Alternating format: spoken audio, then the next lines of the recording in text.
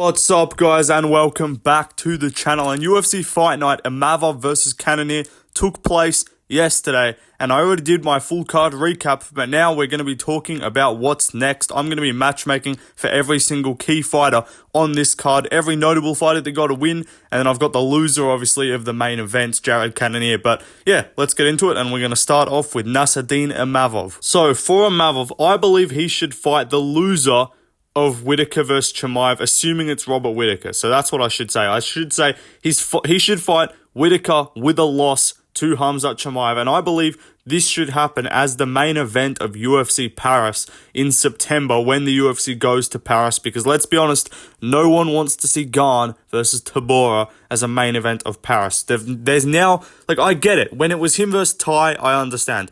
Even him versus Spivak, I get it. But now you've got top French fighters. You've got Bonnar, you've got Imavov. You can do other fighters on the card that don't need to be against Cans, so you can give them high-level opponents and give these guys main event. If you want to do Gane versus fucking Tybura, then do it as the co-main event. It doesn't need to be booked for 5 rounds because it's not going to go 5 rounds. So, do this fight, Imavov versus Whittaker, assuming that Whittaker loses to Khamzat, which I think is going to happen. But if Whittaker does get past Khamzat, then I say you do Vettori versus Imavov, and then you can do Italy versus France in France, and that would be a big main event too, or even a co-main event. But yeah, that would be a cool fight as well. But the better option, in my opinion, is Robert Whittaker. This will be a 6 striking match. After watching the Cannonier fight, it's very interesting because Cannonier was having some good success there, but he's got some power. He was throwing some more looping shots. But compared to Whittaker, who's looked decent in his last couple fights, but he hasn't looked crazy good. So that would be an interesting fight to predict with Whittaker and Cannonier. I would probably with Whittaker and Imavov, I'd probably lean to Robert Whittaker, but I could see Imavov getting it done. Because Whittaker, if I'm being honest, and if we're all being honest, he hasn't looked crazy good in his last couple fights. He looked alright against Costa, but I don't rate Costa that high. And he got finished against Dricus. Again, Dricus is very good, he's the champ. But I don't know. Maybe, in my opinion, Whittaker's on the down, on the decline. Not a steep decline, but I don't think he's at his best anymore. I think we've seen prime Whittaker, and I don't think we're in Whittaker's prime right now. Sad as that is to say. Maybe I'm wrong. Maybe he goes out there, smokes Khamzat, and I'm completely wrong. But this will be a sick fight. I think you should make this happen, as I said, in Paris as the main event. Whittaker fought Vettori already in Paris the first time they went there, so he's familiar with that area. The crowd would probably know him. So yeah, make this fight happen and it would be cool. Let's move on though to the loser of the main event. So for Jared Cannonier, he took a loss, but it was an early stoppage and it's not a bad loss. He didn't get dominated for 5 rounds. He didn't get knocked out. He didn't get subbed. He got standing TKO'd in what was an early stoppage. So we don't have to make him fight too far down the rankings. If he'd gone out there and got smoked by Imavov and got schooled or got KO'd, then I probably would have said do Cannonier versus Michel Pereira next, but he didn't. And I would have said, fuck him, just feed him to the up-and-comers. But he didn't do that. So, he's going to fight a couple spots down the rankings, and he's going to fight a guy coming off wins who deserves to jump up, and he's going to fight Brendan Allen. Now, I know a lot of people are going to say, oh, what, you shouldn't be making Cannonier fight down the rankings or whatever. It's well, who else is he going to fight if he's not fighting down the rankings? And I know I heard people saying fucking Paulo Costa. Fuck off. Paulo Costa does not keep getting unlimited top 5 fights. It's retarded. Why do we keep rewarding this fucking juice head with top 5 opponents despite never beating any of them? It doesn't make any sense. Literally, he beat fucking Rockhold. He's literally lost to the entire top 5. But apart from Dricus, if he fights Cannonier and loses, he's going to have lost to the whole top 5. He lost to Izzy, he lost to Strickland, he lost to Vettori, and then you want to do him versus Cannonier. Are we just going to do Costa versus the entire top 5 and just make him lose to all of them? What the fuck? So no, do Allen versus Cannonier. It's not a crazy step down for Cannonier. It's a reasonable fight. Do this shit as an Apex main event. Yes, you could, bro, this is the UFC Vegas 100 Apex cards. This is the main event of that. These two both fucking main events, so many Apex cards. Cannonier's done a heap of them. Allen's been doing a lot of them recently, or a couple of them. So yeah, make this shit happen. I think I'd pick Cannonier to win because Allen looked kind of shit against Chris Curtis. So I'd probably pick Cannonier to win. And easy. Look, he gets a win, stays in the top 5, easy. And then you can fight the loser of And then you can maybe fight like Drickus if he loses to Izzy or something like that. You can get one of those type of fights. Or you could do a Whittaker rematch down the line. But if you, like, I don't want to do him versus, like, Michel Pereira and then he just gets KO'd or some shit. Or I don't want to do him versus, like, Anthony Hernandez. Like, give him a, like, don't make him fight too far down, but he's got to fight down. You can't lose, even though it was questionable. You can't lose and then fight up in the rankings because there's not that many people above him. So yeah, make this fight happen as like an Apex main event. Let's move on though to the co-main event. Dominick Reyes went out there and smoked Dustin Jacoby as a 2-1 underdog, and he finally snapped the losing streak. He has not won this decade until now, and it's a feel-good moment. We were all happy to see D-Ray get the win. I mean, I had a bet on Dustin Jacoby, so I was like a little bit annoyed, but like after like the few seconds of like, fuck, I lost my bet, I was like, okay, fucking hell, I'm happy for Reyes, of course. When I saw him celebrating, I'm happy about that. But he should fight Anthony Smith next. There's really not much debate here, in my opinion. If you're trying to do anything other than Anthony Smith next, you're just trying to be different. Like, as much as it would be kind of funny to be like, hey, cool, Dominick Reyes, you looked really good there. Now we're going to give you Bogdan Guskov, have fun. Or like Carlos Olberg, but like, have fun. But no, do him versus Anthony Smith. You know, you got John Jones' dad, Dominick Reyes, versus John Jones' son, Anthony Smith. And that would be a fight to make. And I think we can, look, am I saying Reyes can be a fucking top 5 guy? No. I still think he will get chinned if he fights anyone with, like, good striking and power. Because Jacoby, let's not forget, lost to Mirzakhanov, arguably, like, he robbed Khalil Roundtree, and he lost to fucking Alonzo Menafield. So let's not act like, I like Reyes, I'm happy that he won, but let's not act like Dustin Jacoby is good. But it's a good step. It's a step in the right direction, and I do think he can beat Smith. And I think we can get this guy almost, maybe not to the top 15, or to the top 5, sorry. We can get this guy, like, almost to the top 5, just from kind of hand-picking guys with no power. Like, you do Anthony Smith, and then if he wins against Anthony Smith, you could do him versus, who's got no power? Like, Volkan Ozdemir or some shit like that. I don't know. Or maybe they just chuck him at fucking Blachowicz in a rematch and he gets chinned again. No, but Anthony Smith is the next fight. Do this shit on the main card of like, or maybe the prelim headliner actually. I don't want to be this on the main card. Make this the prelim headliner of the Sphere card, or just a prelim fight on the Sphere card. That would be sick. That would be a good fight. On paper, Anthony Smith might win, but I would probably pick Reyes because Anthony Smith he rarely shows up on paper. You know, we see flashes of it, but we've never truly seen him show up on a piece of paper, so we don't know if he can win this fight. But it would be good for Dominick Reyes, and Anthony Smith's a top 10 guy still, somehow. So if he wins this, then he's back in the top 10. Let's move on, though, to another fight. Raul Rosas Jr. You just got to keep giving this guy cans. Give him Brian Kelleher as like a prelim fight on the Sphere card for the Mexican Independence Day card. That'd be cool. You already fucking know he's going to be on that card. 100% he's going to be on that card. Just give him bums. Give him cans. Let him get wins. He's still fucking 19. Like, some people are being like, oh, let's give him this, like, top 20 dude or some shit. I'm like, what are we doing? Are we, like, don't forget, he lost to Christian Rodriguez. He has a lot of potential, but we got to just slow roll the fuck out of him. This guy needs, like, 10 fucking fights before he looks at top 15. Let's be honest. Like, I don't want to see this guy anywhere before the age of like 25, honestly. I know that sounds crazy, but like, you've got so much time with this dude. You don't need to be like, oh, you got to win against Ricky Tercios. All right, here you go. Here's Pedro Munoz. Like, no, don't fuck his potential over and mess his career up again. Because like, the Rodriguez fight was still a step too high, and he lost that. So keep giving cans. Give him Brian Kelleher. That's my pick. Yeah, just give him bums. And let him keep getting wins, let him keep gaining confidence, let him keep getting the feel of what it's like to actually be in the octagon in front of the crowd, in the bright lights, and he'll be really good. And then he'll have performances where you're like, damn, this guy could be a top 15 guy. But you just keep letting him smoke bums, smoke cans, and then he can finally and then eventually, when he's like 23, 24, which sounds crazy because that's still in like 4 or 5 years, then you go the top 15. But there is literally no reason to rush him. This is not Alex Pereira. This is not some fucking 35-year-old kickboxer that we need to rush to the top. This is a 19-year-old who looks very inexperienced, and although he does get some good submissions, he looks like he makes a lot of mistakes in fights. So you got to just give him octagon time. Give this guy like 10 fights against just fucking bums. Just progressively make the bums slightly less of a bum. And then, yeah, that's how you do Raul Rosas Jr. Again, paused. Why did I say that's how you do it? That's how you, like, matchmake for him. You know what I mean? Let's move on, though, to another fighter. Bruno Ferreira. And he got a big win against Dustin Stoltzfus, but he looked kind of shit, let's be honest. He looked very untechnical, but I say you do him versus the loser of Marc-Andre Berriault versus Joe Saltyman Pyfer.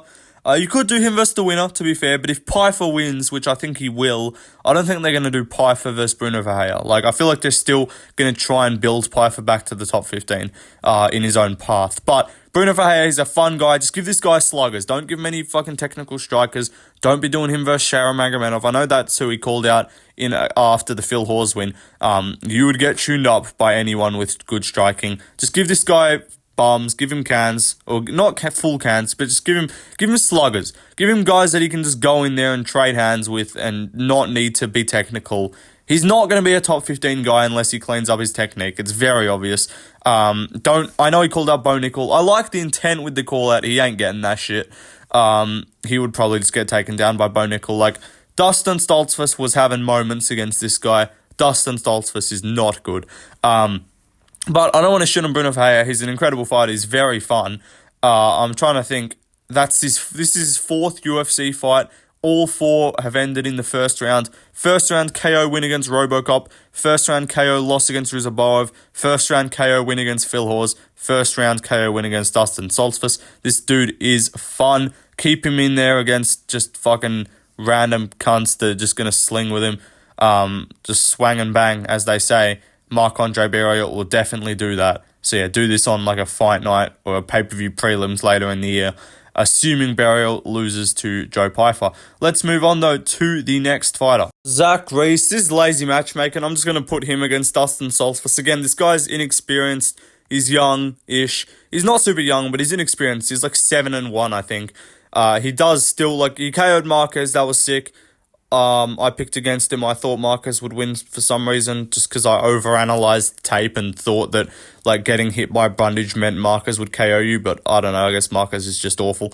But do him versus Dustin Stoltzfus. Keep giving this guy layups. You can put him on Fight Night road shows and shit. Don't put this guy in the Apex ever.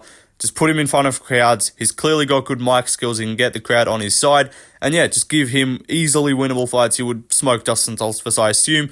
But yeah, give him easily winnable fights in the like 30 to like 50, 30 to 60 range. And just let him get some highlights. Let him get some fans on his side. And then he can become a bit of a name. And you can build up some more guys at middleweight. Again, not saying this guy's top 15 caliber.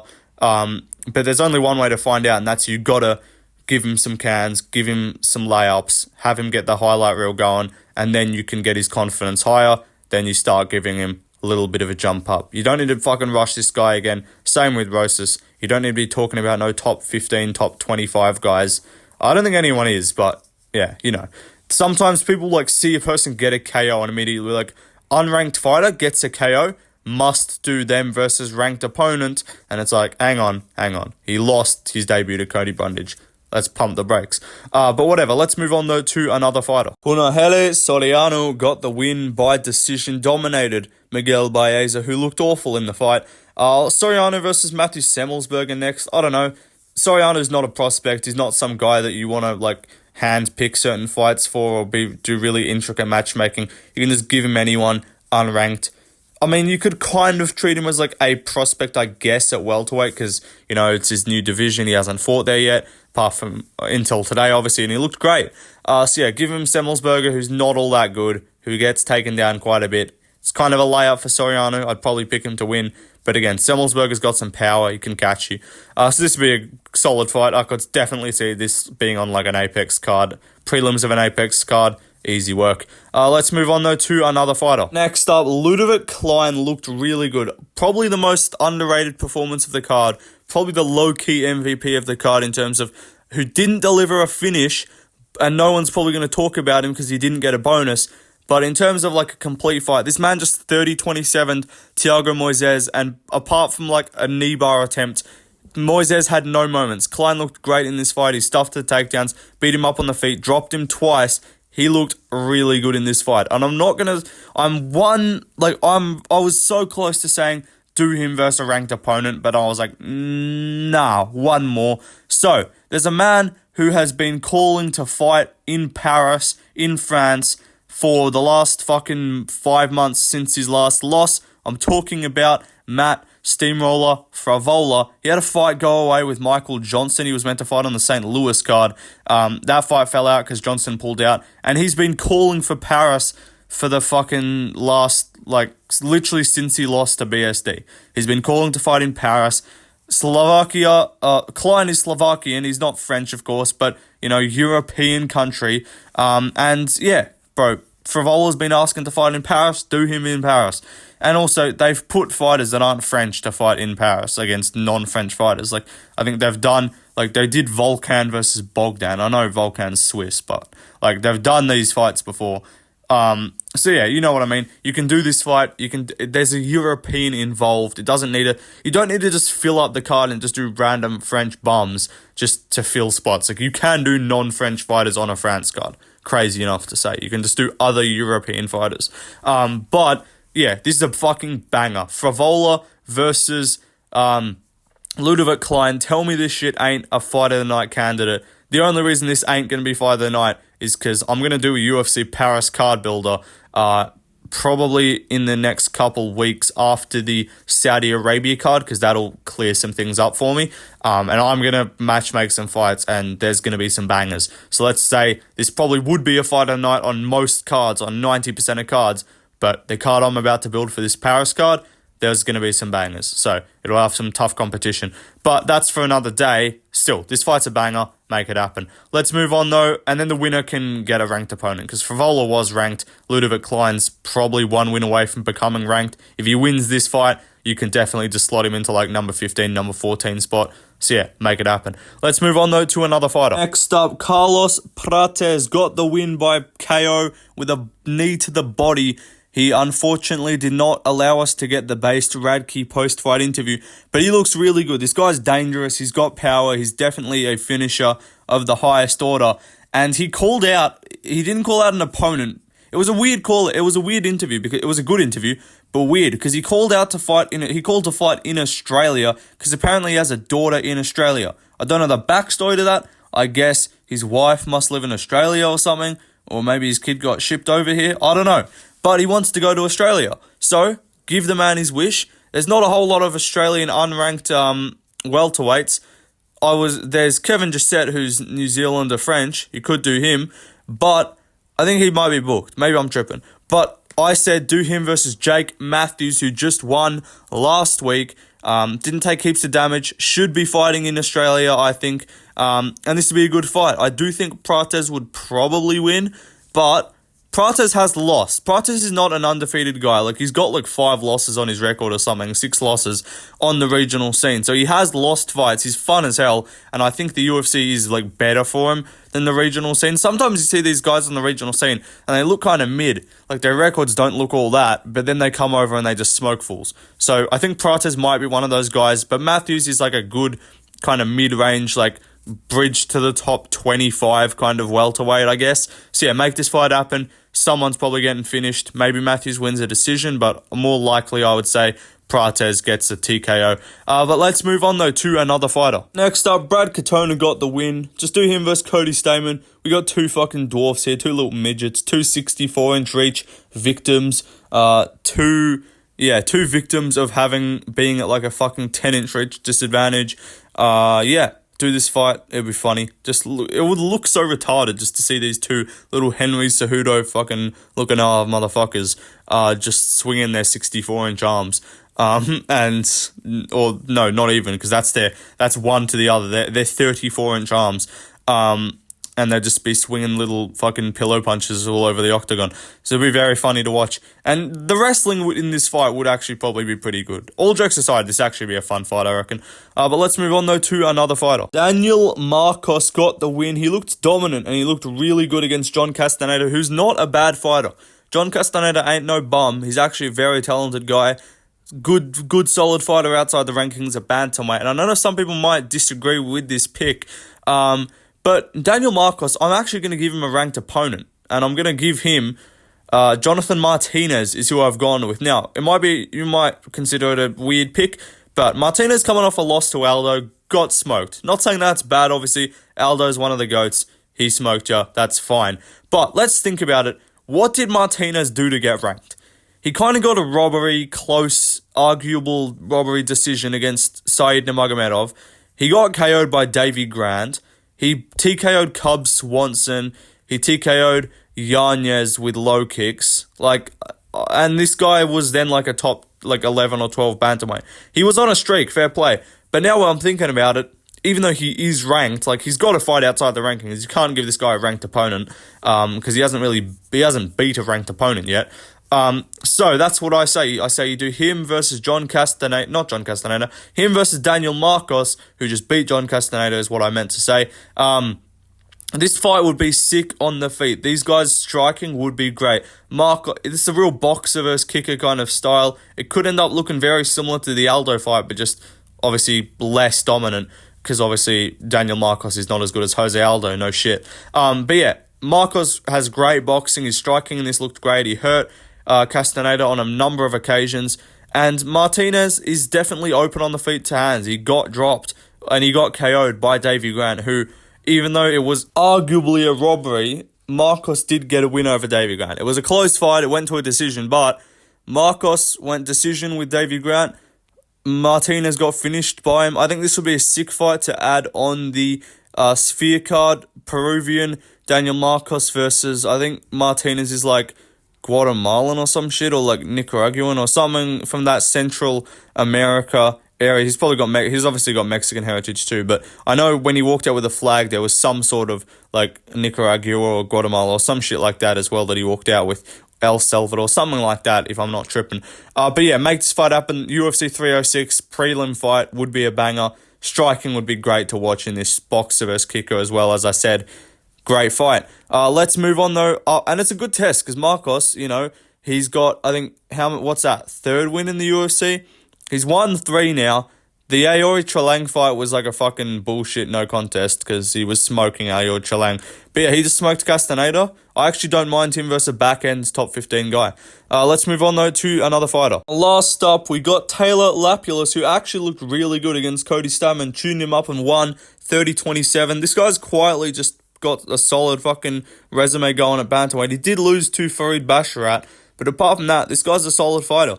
So do him on the France card and do him versus another European. I've gone with Davy Grant as the pick. Davy Grant's a veteran. He's been around for a hot minute. He's got a bunch of fights in the UFC. He's a recognizable name. And obviously you got that European connection. And if you get you could do a couple France versus England fights on this Paris card too, if you know what I mean. There's definitely some options there. I can't think of any off the top of my head, but you know what I'm talking about. Anyway, that's the every fight to make, guys. Yeah, this fight would be cool too. Good striking match. That's every fight to make, guys. Hope you enjoyed. Let me know in the comments if you agreed or disagreed with my predictions. If you disagreed, you're wrong. Yeah, I'll leave it on that. Like, subscribe, follow my Instagram, Left Lane MMA, and tune in next week for the Fight Companion as well for next week's card, and we're gonna have some fun. If you know, you know. If you were there for this one, then you know. But yeah, peace out, guys. More videos coming soon. See ya.